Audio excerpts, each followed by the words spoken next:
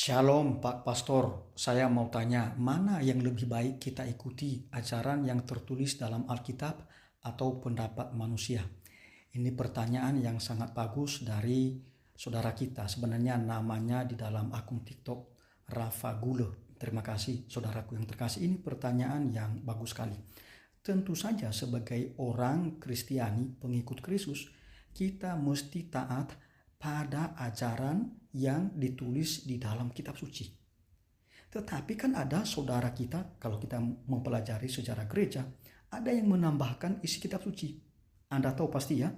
Jadi dia menambahkan salah satu misalnya Roma bab 3 ayat 28. Di dalam Roma bab 3 ayat 28 itu, dia tambahkan kata allein dalam bahasa Jerman atau sola dalam bahasa Latin. Sehingga muncullah doktrin sola fide. Dan seolah-olah atau ekstrim sekali menolak sama sekali perbuatan. Jadi hanya menekankan sola fide, hanya iman. Padahal saudaraku yang terkasih, di dalam kitab suci justru iman tanpa perbuatan pada hakikatnya mati. Dan ini ditulis sangat jelas di dalam kitab Yakobus. Bab 2 ayat 17 sampai 24 Anda bisa baca ya. Dan juga di dalam kitab Wahyu ditekankan juga bahwa iman itu harus sejalan dengan perbuatan. Jadi tidak hanya iman saja itu ya. Nah, tapi itu ada saudara kita. Nah, saya setuju dengan Anda, jangan mengikuti itu ya.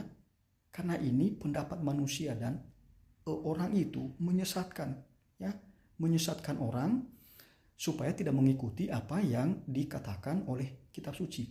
Lalu di dalam sejarah gereja juga ada saudara-saudari kita yang membuang kitab suci. Sejak abad keempat, persisnya pada tahun 382, sudah dikanonkan kitab suci. Ada 73 buku, 46 kitab Perjanjian Lama dan 27 kitab Perjanjian Baru. Tetapi pada abad ke-16 atau abad ke-19 ada yang membuang 7 kitab suci. Itu ya. Nah, mestinya kita jangan mengikuti orang-orang yang membuang kitab suci ini. Kan toh di dalam Ulangan bab 4 ayat 2 sudah dikatakan di sana, jangan menambahkan dan mengurangi sabda Tuhan, ya. Jangan. Itu ya. Dan jangan sembarangan juga menafsirkan sesuai dengan kehendak pribadi masing-masing. Itu jangan, itu ya. Jadi saya setuju dengan Anda itu ya, harus mengikuti apa yang dikatakan oleh kitab suci. Lalu yang kedua begini, kalau Anda membaca Injil Yohanes bab 17 ayat 21.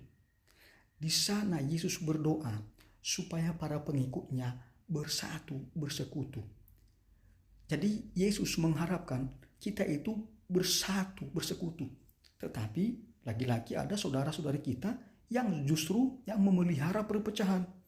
Pecah lagi, dan terus pecah sampai puluhan ribu. Ya, perpecahan yang sudah terjadi. Dan sampai sekarang belum berhenti perpecahan itu.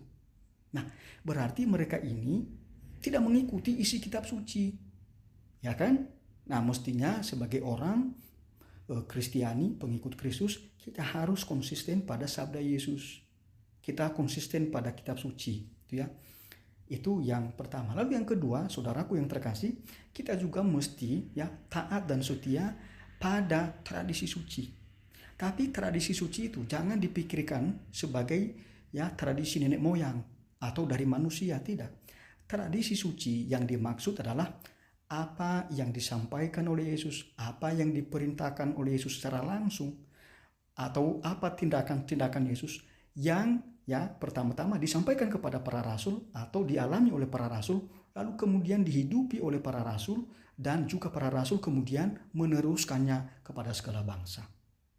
Itu yang disebut dengan tradisi suci. Jadi tradisi suci itu tidak sembarangan itu ya, dan ini bukan dari manusia itu ya, tetapi justru dari Yesus Kristus sendiri yang berinkarnasi, firman yang menjadi manusia. Sehingga firman yang menjadi manusia itu adalah Yesus Kristus, berkata-kata kepada manusia, menyampaikan ajarannya secara langsung kepada manusia. Jadi inkarnasi atau firman menjadi manusia itu bukan menjadi buku, tapi menjadi manusia, tinggal di antara kita, dekat dengan kita. memberikan perintahnya kepada kita, gitu ya. Maka tradisi itu dalam bahasa Latin adalah tradere, ya, menyampaikan dengan lisan, gitu ya, meneruskan ajaran dengan lisan, gitu ya. Jadi itu saudara-saudariku yang terkasih, dan itu sebenarnya ada dasarnya dalam kitab suci. Misalnya ya mengenai tradisi suci ini. 2 Tesalonika bab 2 ayat 15. Di situ para rasul sudah mengatakan begini ya, berdirilah teguh dan berpeganglah pada ajaran-ajaran yang kami sampaikan kepadamu, baik secara tertulis maupun secara lisan. Itu ya. Jadi ajaran-ajaran itu tidak hanya tertulis, tetapi juga ada ajaran yang disampaikan secara lisan. Saya ambil contoh yang lainnya berkaitan dengan tradisi suci ini ya. Di dalam Injil Matius bab 28 ayat 19 sampai 20. Yesus sudah bersabda di sana. Apa sabdanya? Dia mengatakan begini, pergilah dan jadikanlah segala bangsa muridku dan baptislah mereka dalam nama Bapa dan Putra dan Roh Kudus. Dan ajarlah kepada mereka semua melakukan semua yang telah kuperintahkan kepadamu. Emangnya pada waktu itu sudah ada kitab suci perjanjian baru? Belum ada, belum ditulis. Emangnya pada waktu itu Yesus membawa kitab suci lalu mengatakan ini perintahku semua yang sudah saya sampaikan kepadamu? Tidak. Yesus Kristus, ya sekali lagi, firman yang menjadi manusia menyampaikan ajarannya, ya, menyampaikan secara langsung semua ajarannya, perintahnya kepada para rasul, dan kemudian para rasul menghidupinya dan meneruskannya.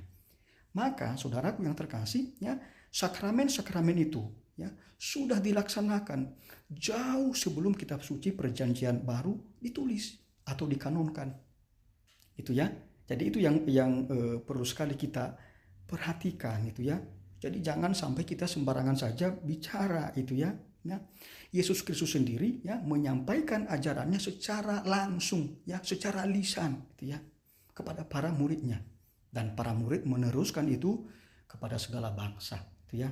Jadi tradisi suci itu penting sekali. Maka lihat, kitab suci itu merupakan salah satu contoh dari tradisi suci, karena isi kitab suci itu sudah dilaksanakan jauh sebelum ditulis ya, jauh sebelum dikanonkan ya. Kitab suci perjanjian baru itu ya. Jadi sudah dilaksanakan itu ya. Ekaristi sudah dilaksanakan itu ya. Sakramen baptis sudah dilaksanakan, sakramen tabisan sudah dilaksanakan, sakramen pengurapan orang sakit, sakramen perkawinan, dan seterusnya. Ada 7 sakramen di dalam gereja Katolik sudah dilaksanakan jauh sebelum kitab suci dikanonkan ya. Kitab suci perjanjian baru ditulis dan dikanonkan itu ya. Jadi itu saudaraku yang terkasih. Lalu kita juga mesti berpegang teguh pada magisterium gereja ya, yang memiliki otoritas untuk mengajar. Dan ingat, yang mengkanonkan kitab suci itu adalah magisterium ya. Jadi bapak-bapak gereja ya, itu yang mengkanonkan kitab suci itu ya. Sekali lagi, kitab suci sudah dikanonkan pada tahun 382 ya, pada abad keempat ya oleh Paus Damasus setelah konsili Roma, lalu diteguhkan lagi ya pada konsili Hippo 393, diteguhkan lagi pada konsili Kartago 397 ya.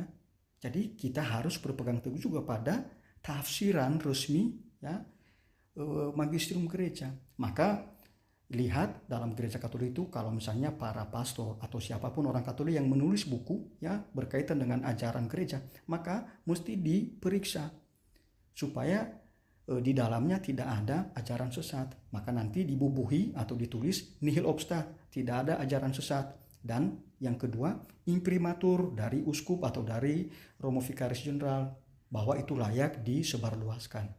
Jadi saudaraku yang terkasih, pilar iman gereja Katolik ada 3, tradisi suci, kitab suci, dan ajaran resmi magisterium gereja. Kita harus setia pada 3 pilar iman itu. Tuhan memberkati.